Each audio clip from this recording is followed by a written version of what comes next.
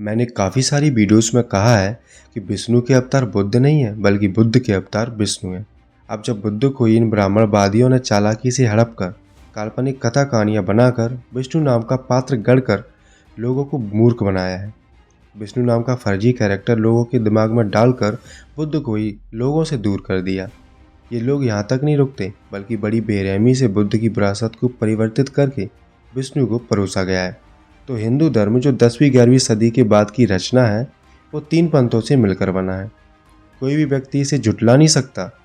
और ये जो तीनों पंथ हैं वो बुद्धिज्म से निकले हुए हैं या उससे प्रेरित, या फिर कहें कि बुद्धिज्म से चोरी करके अपना ही अलग पंथ चला रहे हैं। पहला है शैव पंथ जिसके संस्थापक है आदि शंकराचार्य। दूसरा है वैष्णव पंथ जिसके संस्थापक है रामानुजाचार्य। और तीसरा है शाक्त पंथ। तो वैष्णव पंथ 1000 साल पुराना है, उसमें विष्णु की संकल्पना करी गई है। शैव संप्रदाय के अंदर रहे रामानुजाचार्य का मतभेद होता है अद्वैत दर्शन और सिद्धांत के अनुयायियों के साथ, जिसके चलते उसे निष्कासित कर दिया जाता है। जिसके बाद उन्होंने एक अलग मान्यता और दर्शन पर आधारित द्वैतवाद वैष्णव संप्रदाय नाम की एक दार्शनिक संप्रदाय को स्थापित किया, जिसे हम वैष्णव संप्रदाय के नाम से जानते हैं। वैष्णव पंथ को ही बुद्ध को हड़प कर विष्णु बनाने का श्रेय जाता है। वैसे तो ब्राह्मणवादी ग्रंथों में लिखा मिलता है कि बुद्ध ही विष्णु का 9वां अवतार है, लेकिन पुरातात्विक रूप से गौतम बुद्ध के पहले किसी भी विष्णु का प्रमाण अभी तक नहीं मिला है। आज बहुत ही प्रसिद्ध नाम विष्णु है। क्या किसी ने भी किसी भी मूर्ति पर विष्णु का नाम लिखा हुआ देखा? नहीं ना। तो फिर मूर्ति को विष्णु के नाम पर प्रचारित क्यों करते फिरते हो? सबसे पहले तो भगवान बुद्ध की मूर्ति बननी शुरू हुई थी। ये मूर्ति उत्तर प्रदेश के ललितपुर जिले के देवगढ़ में दशावतार मंदिर में स्थापित है। इस मूर्ति की बनावट में शेषनाग पर एक बोधिसत्व लेटे हुए हैं जो काफ़ी शांत और प्रसन्न मुद्रा में है। इस मूर्ति का पैर कोई महिला दबा रही है। मूर्ति के ऊपर सर्प फन फैलाए हुए है।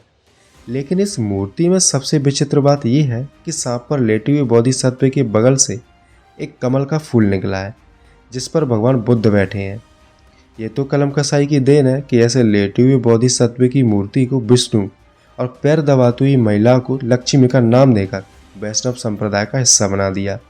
लेकिन विष्णु के प्रमाण अभी तक नहीं मिले।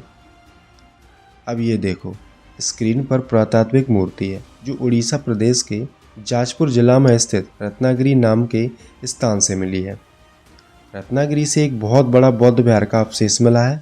उसी अवशेष में एक मूर्ति विष्णु की है। उसके सर पर भगवान बुद्ध बैठे हैं। इस मूर्ति को देखकर यही कहा जा सकता है कि भगवान बुद्ध का कोई अनुयायी रहा होगा जो अपने सर माथे पर भगवान बुद्ध की आकृति बनाकर रखा है। ऐसी आकृति कोई आज के वैष्णवपंथी लोग विष्णु के नाम से प्रचारित करते हैं। मैं बता देता हूँ कि ये मूर्ति तो पद्मपाणि बोधिसत्व का है, पर ये विष्णु कैसे कह रहे हैं? अरे भाई, प्रमाण तो होगा उसका कोई।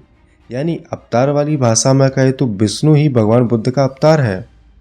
इसके अलावा काफ़ी सारे ऐसे मंदिर हैं जो प्राचीन बौद्ध मठ या बौद्ध विहार रहे हैं, जिन्हें हड़प कर इन ब्राह्मणवादियों ने मंदिरों का स्वरूप दे दिया। अब उन्हीं बौद्ध विहार या बौद्ध मठों के बारे में बात कर लेते हैं।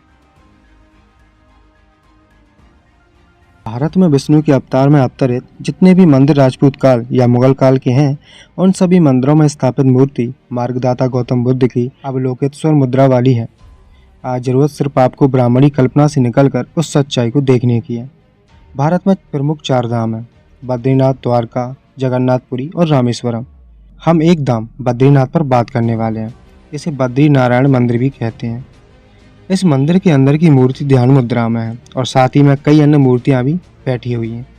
केदारनाथ के आसपास शंकराचार्य का प्रभाव बढ़ गया था, जिसका परिणाम ये हुआ कि वहां के वज्रयानी परंपरा वाले लोग मार्गदाता गौतम बुद्ध की मूर्ति को छोड़कर वहां से तिब्बत की ओर निकल गए। उसके बाद आदि शंकराचार्य के अनुयायियों ने गौतम बुद्ध की मूर्ति को अलकनंदा नदी के बगल वाले तप्त कुंड में फेंक दिया था। आदि शंकराचार्य के स्थापित शैव पंथ के बाद कुछ 100 वर्षों बाद ही उससे अलग एक वैष्णव पंथ की स्थापना का श्रेय रामानुजाचार्य को जाता है, जिनका कार्य क्षेत्र मुख्य रूप से केदारनाथ के बगल में बद्री यानी बेर के पेड़ का जंगल था। और ये वही बद्री का जंगल है जहाँ शैव पंथियों ने गौतम बुद्ध की मूर्ति को बद्री के कुंड में फेंक दिया था। बद्री के इस कुंड में नहाते हुए रामानुजाचार्य को गौतम बुद्ध की प्रतिमा मिल गई, जिसे विष्णु का अवतार बताते हुए वहीं पर अलकनंदा के किनारे स्थापित कर दिया। इस मंदिर में स्थापित मार्गदाता की मूर्ति आपको स्पष्ट रूप से दिख रही होगी। फर्क सिर्फ इतना है कि इस प्रतिमा पर सजावट है जैसे अन्य मूर्तियों को छुपाने के लिए किया जाता है। यह गौतम बुद्ध की ही आकृति है, जिसका परिणाम आप मूर्ति के लेफ्ट में नीचे की तरफ बुद्ध जैसी प्रतिमा को देखकर पता कर सकते हैं।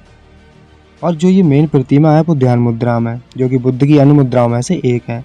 इन लोगों ने ऐसे ही बुद्ध सभ्यता और बुद्ध प्रतिमाओं को सजाकर, चोली चुनरी से ढककर, सिंदूर और मालाओं से सजाकर पहचान छुपा ली और अलग अलग नाम दे दिए ताकि लोग इसे पहचान ना पाए।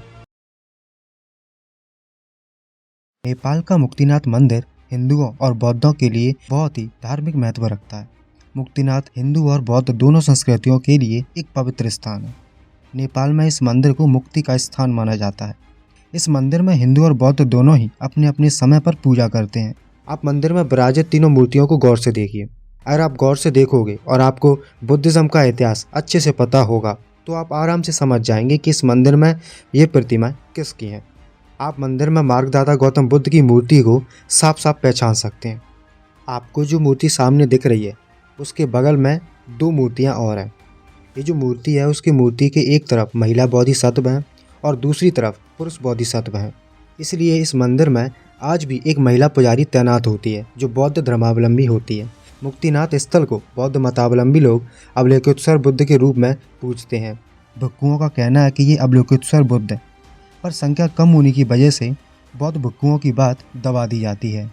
सबसे ज़रूरी बात यह है कि यहाँ के मंदिर के बाहर गौतम बुद्ध की प्रतिमा स्थापित है और इसके अलावा भी कई सारे ऐसे सिंबल हैं जो बुद्धिज्म से संबंधित हैं, जो पूरे परिसर में फैले हुए हैं, जिसे देखकर कहीं से कहीं तक नहीं लगता कि ये कोई हिंदू मंदिर है।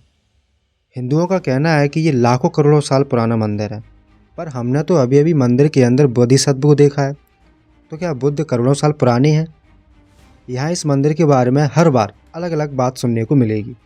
और वैसे भी इन हिंदुओं ने बुद्धिज्म को ऐसे ही तो अपने कब्जे में लेकर काल्पनिक कथा कहानियाँ बनाकर हिंदू धर्म को खड़ा किया है और लोगों को पूजा पाठ आस्था के नाम पर लोगों की बढ़िया ठगाई कर रहे हैं।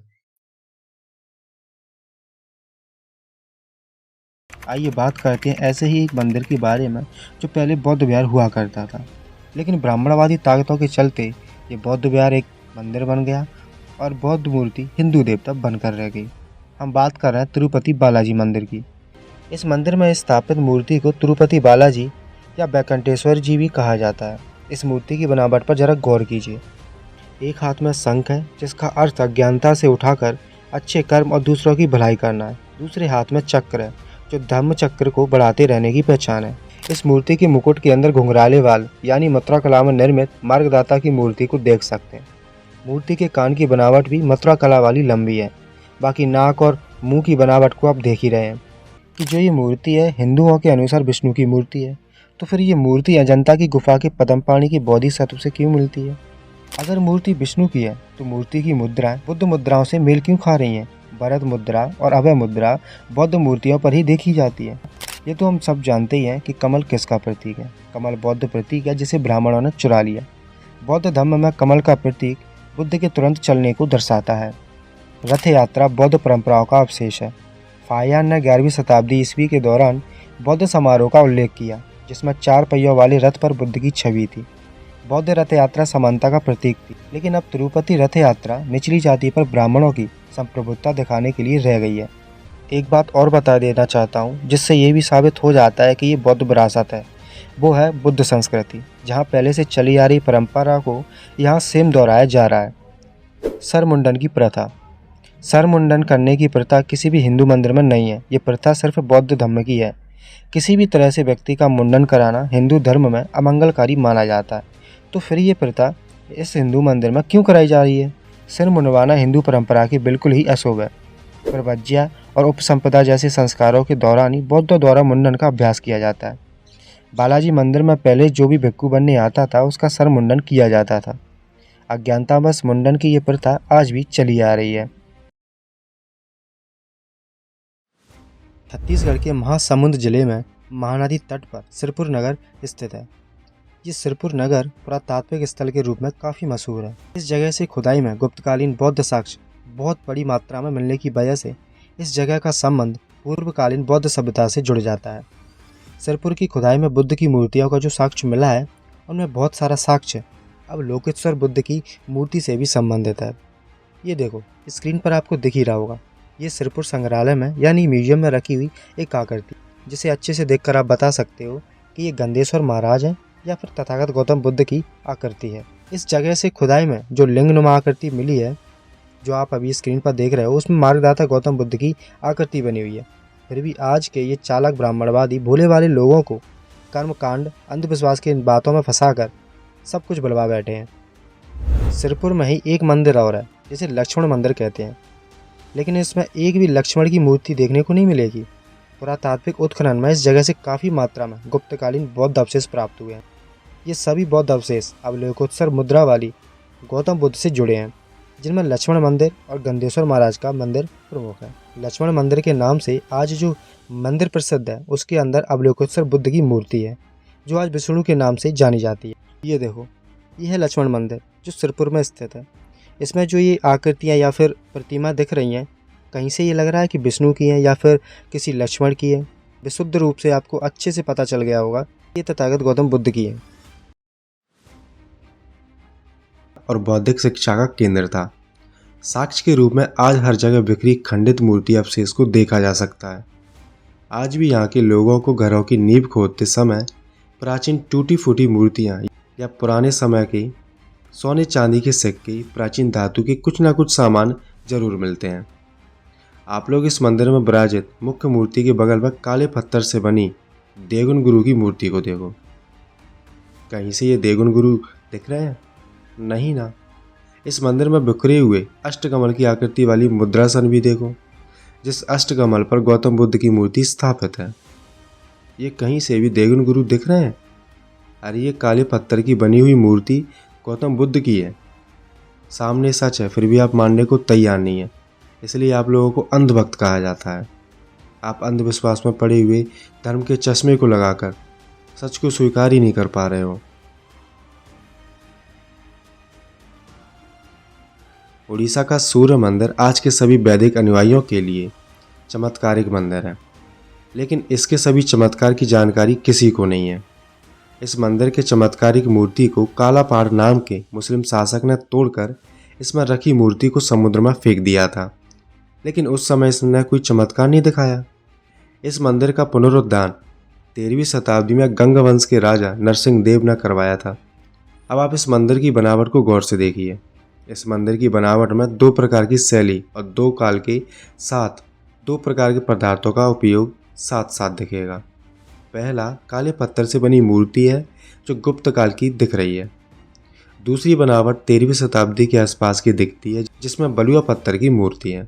अब आप खुद तय करो कि नरसिंह देव ने इसे बनवाया था या पहले की रही किसी अन्य स्थल की बनावट को बदलते हुए इन्होंने सिर्फ इस मंदिर का पुनरुद्धार किया था। सबसे ज़्यादा आश्चर्य करने वाली बात यह है कि इसमें अष्टांगिक मार्ग के चक्रों वाली बनावट की भरमार बड़ी पड़ी है, जिसे आज रथ का पहिया बोला जाता है। लेकिन इस चक्र के बनावट पर गौर फरमाएं तो ये 8 अंगों वाले मार्ग का प्रतीक चिन्ह अष्टांगिक मार्ग है। ये सूर्य मंदिर की आकृतियाँ हैं। ये कहीं से सूर्यदेव दिख रहे हैं? ये कोई सूर्य या फिर विष्णु नहीं है। ये विशुद्ध रूप से तथागत गौतम बुद्ध की मूर्ति है जो अवलोकितेश्वर मुद्रा वाली है। ये अष्टांगिक मार्ग वाला चक्र है जिसे इन ब्राह्मणवादियों ने रथ का पहिया बोल दिया है। ऐसे पहिए पूरे मंदिर में बिखरे पड़े हैं। क्या ये रथ का पहिया है या फिर अष्टांगिक मार्ग है? आप खुद तय करो ना। इस मंदिर का शिल्प उड़ीसा के कोणार्क सूर्य मंदिर से मिलता जुलता है। देव सूर्य मंदिर 2 भागों में बना है। पहला गर्भगृह जिसके ऊपर कमल के आकार का शिखर है और शिखर के ऊपर सोने का कलश है। दूसरा भाग मुख मंडप है जिसके ऊपर पिरामिड नुमा छत और छत को सहारा देने के लिए नक्काशीदार पत्थरों का बना स्तंभ है। इस मंदिर में 3 मूर्तियां स्थापित हैं। आप उस मूर्ति को देखकर स्पष्ट बता सकते हैं कि ये मूर्ति भगवान बुद्ध की है। लेकिन आज मंदिर से अपना रोजगार चलाने वाली प्रजाति ने इस मूर्ति की बनावट कपड़े से छिपाकर सूर्य देवता का रूप दे दिया और इसे त्रेता युग काल्पनिक कहानी से जोड़ते हुए भक्तों के दिलो दिमाग में बैठा दिया और लोगों को मूर्ख बना रहे हैं। उनकी मेहनत की कमाई से अपना पेट पाल रहे हैं। अब ये मंदिर के प्रांगण के बाहर ये मूर्ति देखो। ये तो अच्छे से समझ में आ रहा होगा ना कि ये गौतम बुद्ध की मूर्ति है। इसे भी सिंदूर, चोली और मालाओं से ढक कर रखा है ताकि कोई पहचान ना ले। पहचान लिया तो इनकी पोल खुल जाएगी। इसलिए ये ब्राह्मणवादी लोग हर मंदिरों में गौतम बुद्ध को छुपा कर रखते हैं। तथागत बुद्ध विष्णु का अवतार नहीं है, बल्कि तथागत बुद्ध को सामने रख कर ही इन ब्राह्मण लोगों ने काल्पनिक देवी देवताओं का निर्माण किया है। ब्रह्मा, विष्णु, महेश की उत्पत्ति भी बुद्धिज्म से हुई है। बुद्धिज्म और जातक कथाओं से ब्राह्मण लोगों ने पौराणिक कथाओं का निर्माण किया है। रामायण, महाभारत, भगवद गीता, पुराण और सभी धर्म ग्रंथ के पात्र सभी जातक कथाओं से चोरी करके बनाए हुए हैं। तथागत बुद्ध और बोधिसत्वों की नकल करके ही इन्होंने काल्पनिक देवी देवता बनाए हैं। बुद्ध भारत में पैदा हुए थे, लेकिन भारत में ही उनकी जड़ें काट दी गईं। वे भारत के बाहर विकसित हुए। इतना विनाश करने के बाद भी ये लोग बुद्ध के साथ कैसा बर्ताव कर रहे हैं। बुद्ध के इतिहास को इतना खराब और गंदा करना ब्राह्मणों की बुद्ध और बुद्धिज्म के प्रति नफरत को दर्शाता है। आज भी भारतीय अपनी पहचान विश्व में बुद्ध और बुद्ध की धरती से कराते हैं। राम, कृष्ण, विष्णु को भारत देशों में कोई नहीं जानता। ब्राह्मणों के लिए बुद्ध को इनकार करना संभव नहीं था, तो ब्राह्मणों ने इससे बचने की तरकीब निकाल ली। तरकीब ये थी कि हिंदुओं ने बुद्ध को विष्णु का 9वां अवतार ही घोषित कर दिया और कर दिया बुद्ध के इतिहास को ही खत्म।